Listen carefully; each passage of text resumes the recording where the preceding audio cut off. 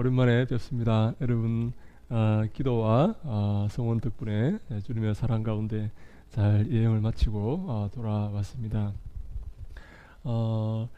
여러분들을 참 뵙기를 고대하였고 또 이렇게 뵈니까 너무나 기쁘고 즐겁습니다. 마치 하나님을 만나는 것처럼 이렇게 즐겁고 기쁩니다. 근데 여러분들은 별로 이렇게 제가 이렇게 뭐 이렇게 왔나 뭐 이런 뭐 할 수 없죠. 뭐 좋습니다. 괜찮은데요. 네, 감사드리고요. 예수님께서 이제 당신의 사역을 이렇게 하셨는데요. 예수님의 사역이 한 3년에서 3년 반 정도 이렇게 소요가 되었습니다. 그 시간을 공생애라고 이렇게 부릅니다. 공적인 생애라는 말입니다. 다시 말해서 사적인 생애가 아니라 나 자신의 어떤 쾌락과 즐거움을 위한 그런 시간이 아니라 공적인 생애, 하나님의 나라를 위하고 자신을 하나님의 나라를 위해서 십자가에 드리고 보혈을 흘려서 온 백성을 구원하는 그런 하나님의 어떤 계획에 의한 그런 에서 살아가는 그 생애를 의미한다고 해서 공생애, 이렇게 공적인 생애라고 이렇게 부르는데요.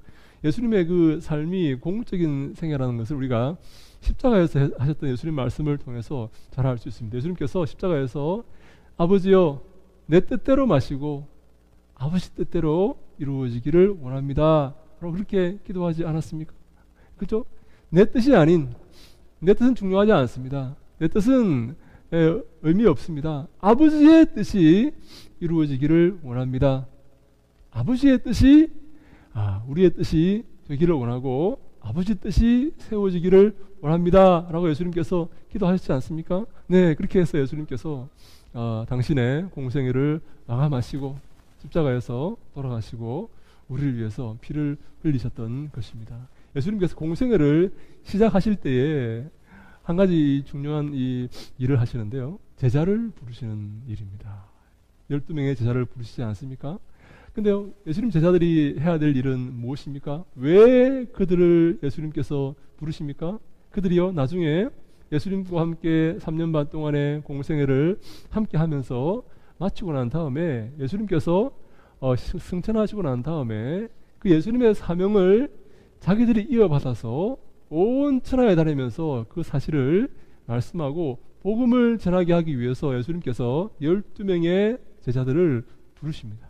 그들은 다시 말해서 예수님께서 하신 그 일을 똑같이 본받아서 온 천하를 다니면서 하나님의 그 일을 감당해야 되는 그런 사명을 지고 있었던 것입니다. 다시 말해서 그들은요, 아까 예수님의 삶이 공생애라고 했지 않습니까? 그들의 삶도 이제 공생애가 되었습니다. 그들은요, 자기의 그 삶을 돌아보지 않았습니다. 자기의 삶에 이제 매이지 않습니다. 이제 그것을 내려놓고 그것을 다 뒤로 하고 예수님께서 자기에게 부탁하신 그 삶, 그 생애를 위해서 목숨 걸고 달려가는 것입니다. 여러분, 사도 바울이 유명한 말을 했지 않습니까? 내가 달려갈 길, 곧 주 예수께 받은 사명, 그 은혜의 복음 전하는 일을 마치기 전에는 내 생명을 조금 더 내가 귀한 것으로 여기지 않겠노라 라고 말합니다. 그렇지 않습니까? 내 생명보다 그 은혜의 복음 전하는 그 일이 더 중요하고 이것을 마치기 전에는 내 생명도 나는 귀한 것으로 여기지 않고 귀한 것으로 간주하지 않겠다라고 이렇게 바울이 말하지 않습니까? 다시 말해서 자기의 이 삶을 이렇게 뒤로 하고 내려놓고 이제 하나님의 삶, 하나님의 나라, 하나님의 복음을 위해서 달려가는 그런 삶을 이제 예수님은 제자들을 통해서 원하시는 것입니다. 사실 그 삶이요, 우리에게도 예수님께서 그 삶을 원하십니다. 예수님께 이렇게 말씀하셨지 않습니까?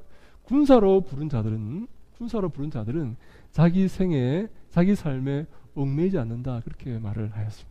군사로 부르신 자를 기쁘게 하기 위해서 내 삶을 내려놓는다는 것이죠. 여러분, 우리가 군대에 가서 군사로 불렀지 않습니까? 근데 군대에 가가지고 자꾸 이렇게 집에 무슨 일이 있어서 전화하고 집에 걱정이 돼서 전화하고 집에 이렇게 관련되어서 이렇게 걱정을 하면 제대로 그 군인의 의무를 다하겠습니까? 아닙니다.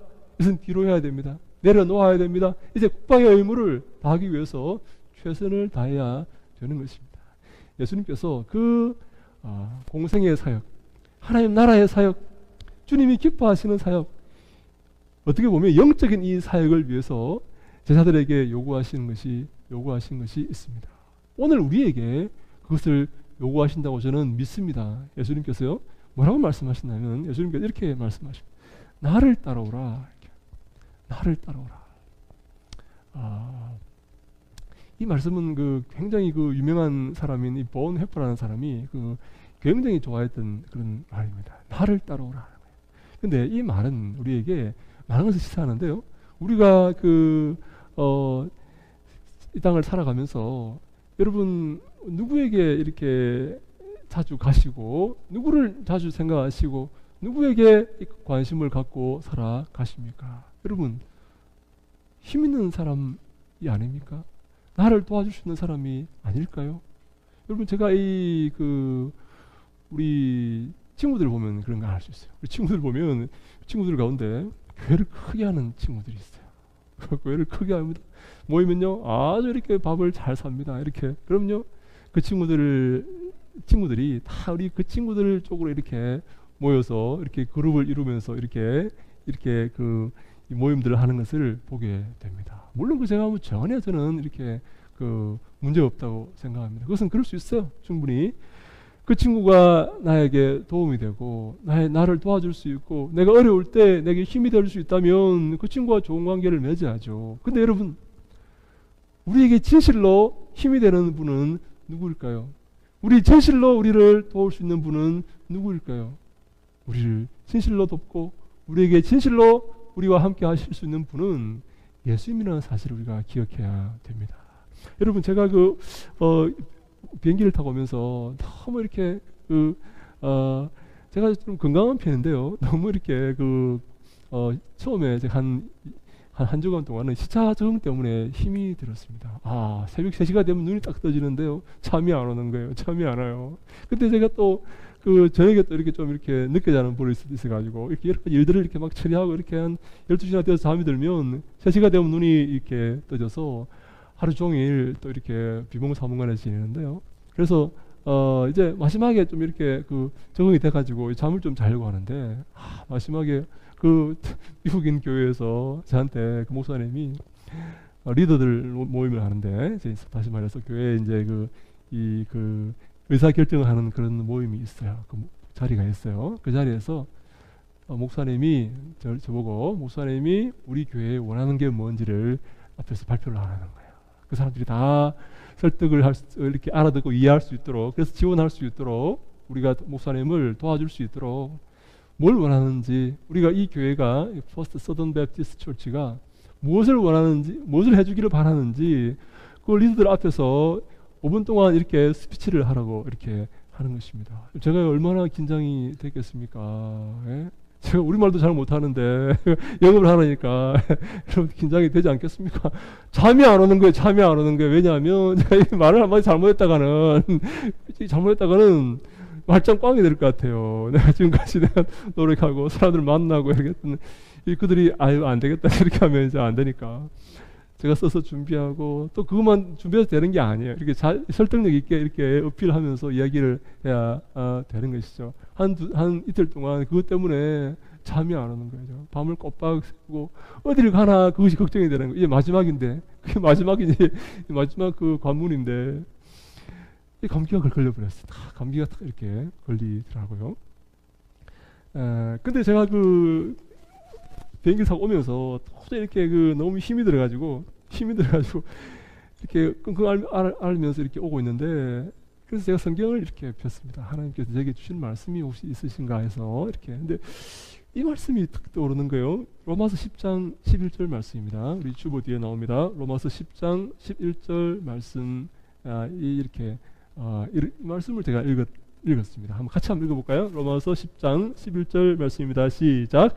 성경에 이르되 누구든지 그를 믿는 자는 부끄러움을 당하지 아니하리라 하니. 아멘. 우리가 예수 믿으면서 그런 경험을 여러분 하지 않습니까? 저는요 그런 경험을 하였습니다. 제가 이 여름 방학이 되어서 시골에 가면요 저희 삼촌들이 많이 계세요. 큰 저희 아버님이 이제 장남이시기 때문에 삼촌들이 다 둘러앉아서 저보고 예? 저희 아버지를 이렇게 놓고 이렇게 말씀을 합니다. 형님 왜 용진이가 교회 가도록 내버려 두십니까? 툭 둘러앉아가지고 삼촌들이 삼촌들이 좀 더 기라성 같은 사람들이요. 왜 용진이가 교회 가도록 이렇게 내버려 두십니까? 용진이가 이 제사를 다 모셔야 되는데 지금 교회를 가면 되겠습니까? 다 됩니까 안 됩니까? 이렇게 아버지를 막 이렇게 하셔요. 그러네. 제가 방학 때 시골에 잘 안 갑니다. 제가 그 꼴을 보기 싫어가지고 안 갔는데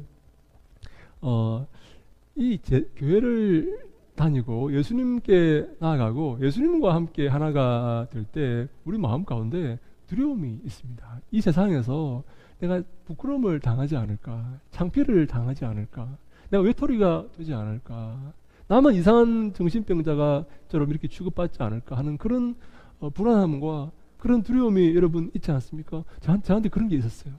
내가 지금 예수를 따르려고 지금 하는데 예수님께서 나를 부르시는 것 같은데 내가 정말 그 길을 가야 되는 것 같은데 나 그걸 가고 싶고 정말 기쁜데 내가 내 친구들을 다 떠나야 되고 내가 내 친척들을 다 떠나야 되고요. 내가 사랑했던 내 사람들을 다 내가 떠나야 되는 그리고 내가 이제 그 예수님을만 따른다고 이렇게 하면서 있을 때 혹시 내게 어려움이 생기면 저 사람들이 나를 도와줄까?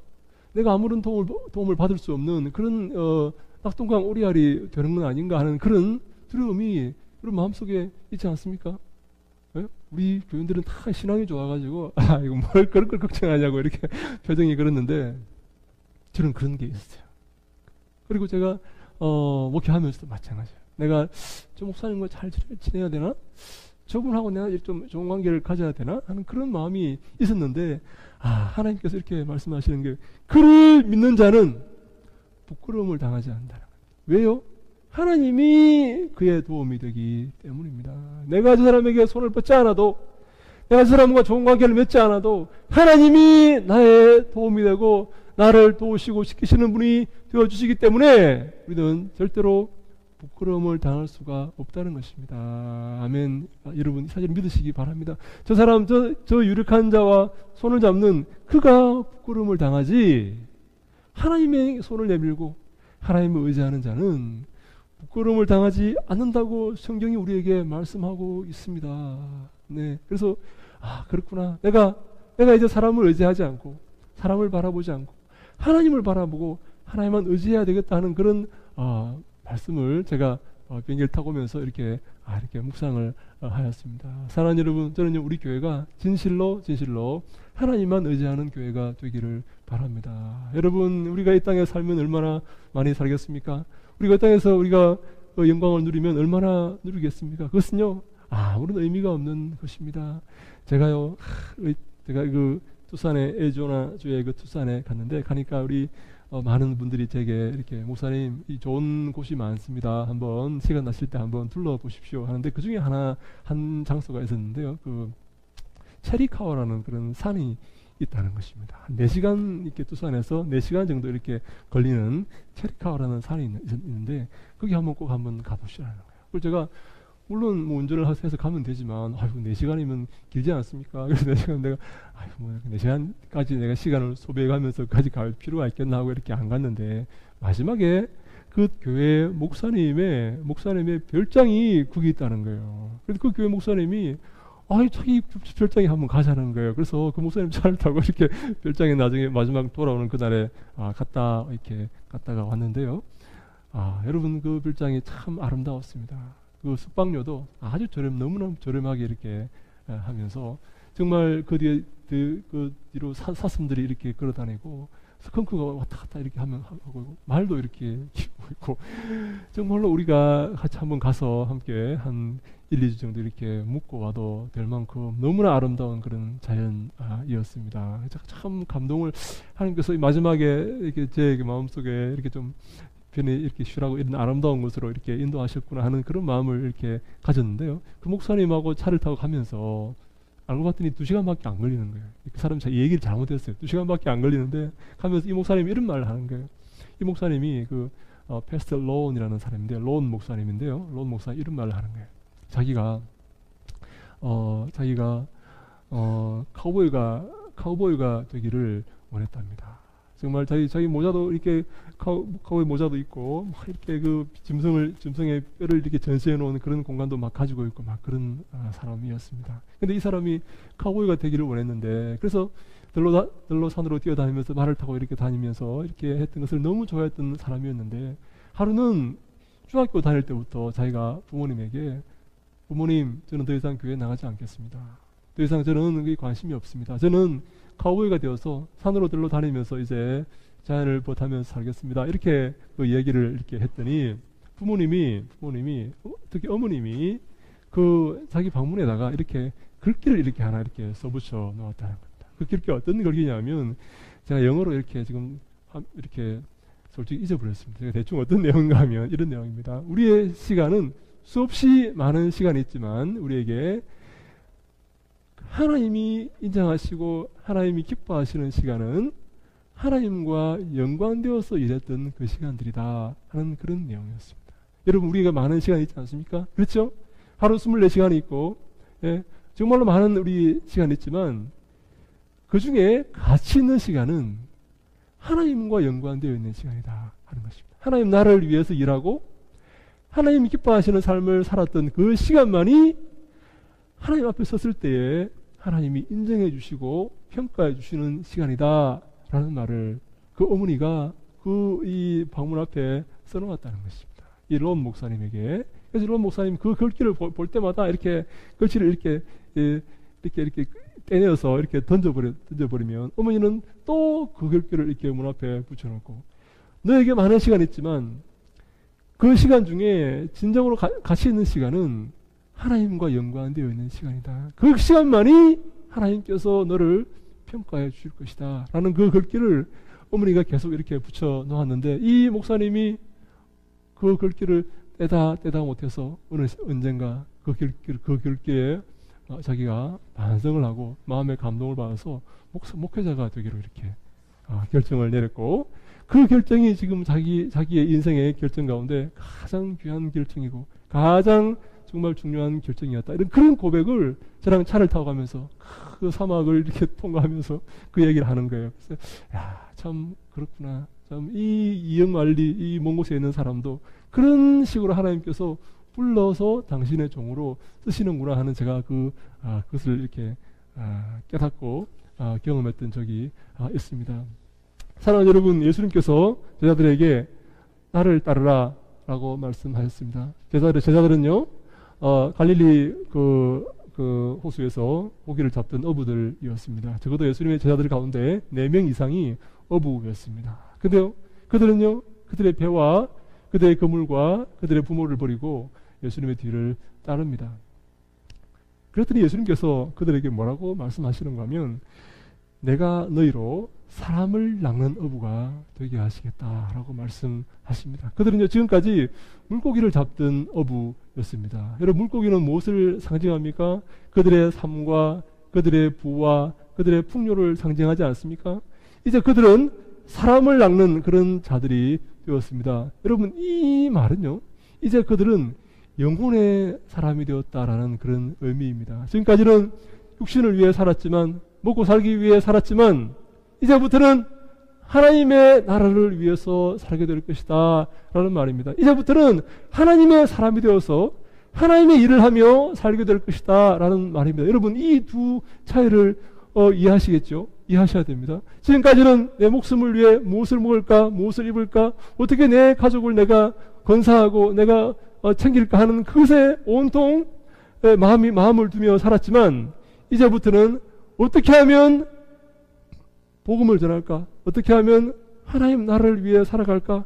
어떻게 하면 영적인 사람이 될까? 하는 것에 관심을 가지며 살게 될 것이다 라는 말입니다. 여러분 이 영적인 문제가 가장 중요합니다. 눈에 보이지 않습니다. 영혼의 문제는요 눈에 보이지 않습니다. 근데요 이 영혼의 문제가 우리의 삶을 좌우하고 우리의 삶을 바른 곳으로 혹은 그런 곳으로 인도한다는 사실을 여러분 기억하셔야 됩니다.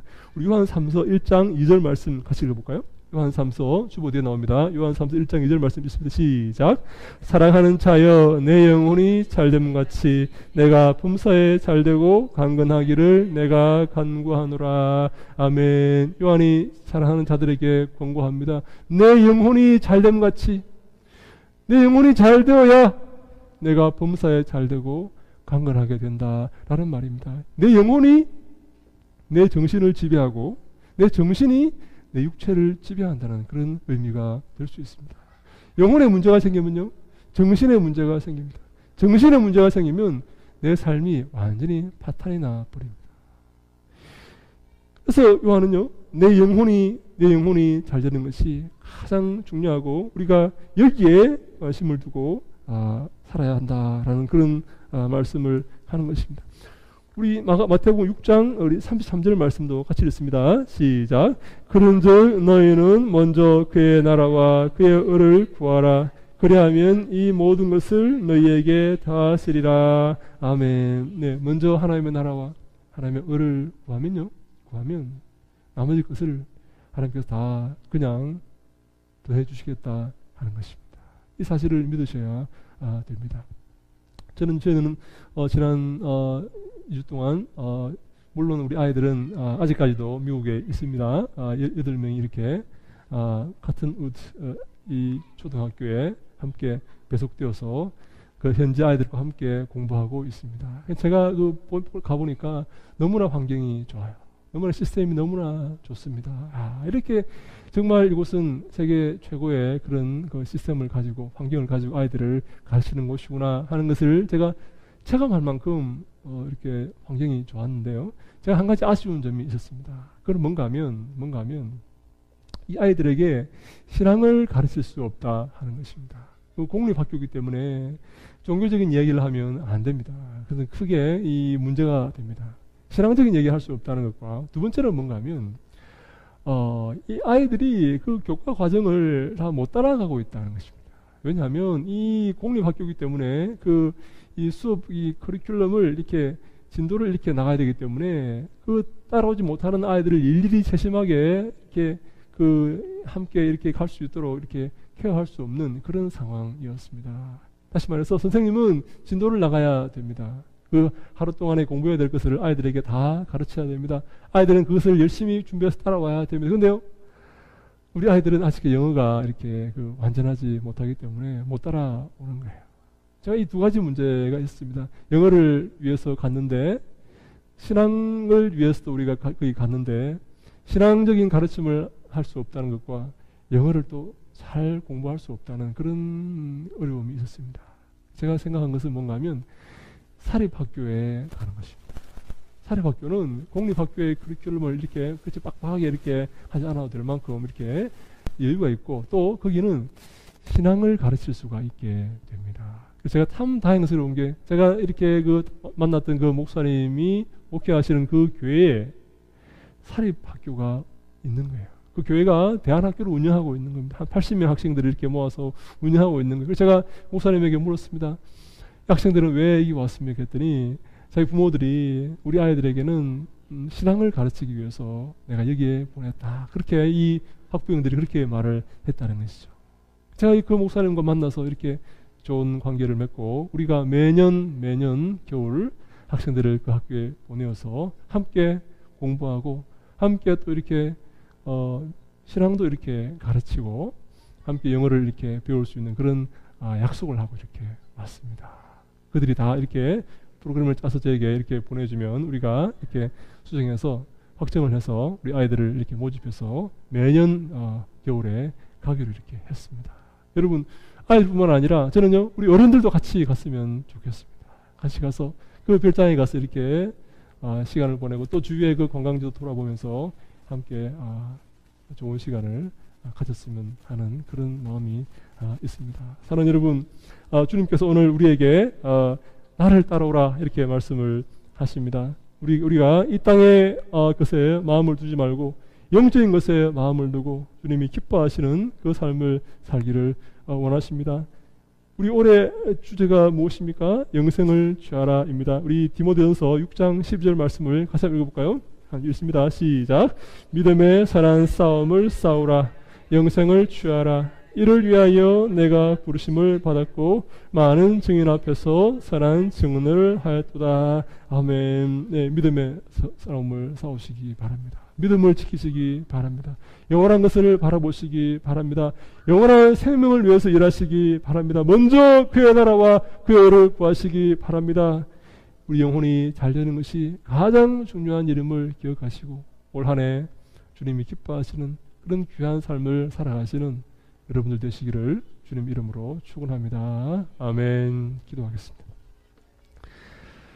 하나님 감사합니다. 저희들 그동안 주님의 사랑 가운데 지켜주시고 주님 은혜 가운데 인도하시니 감사합니다. 나를 따라오라 내가 너희로 사람을 낚는 어부가 되게 하리라 예수님께서 약속하셨듯이 이 땅의 것들을 뒤로하고 주님을 바라보고 그리스도의 뒤를 따르는 우리 모두가 되게 하여 주시옵소서. 그래서 주님께 영광 돌리며 주님이 칭찬하시는 이 회복된 믿음의 삶을 살 수 있도록 하나님 함께 하시고 도와주시옵소서. 예수님 이름으로 기도하옵나이다. 아멘.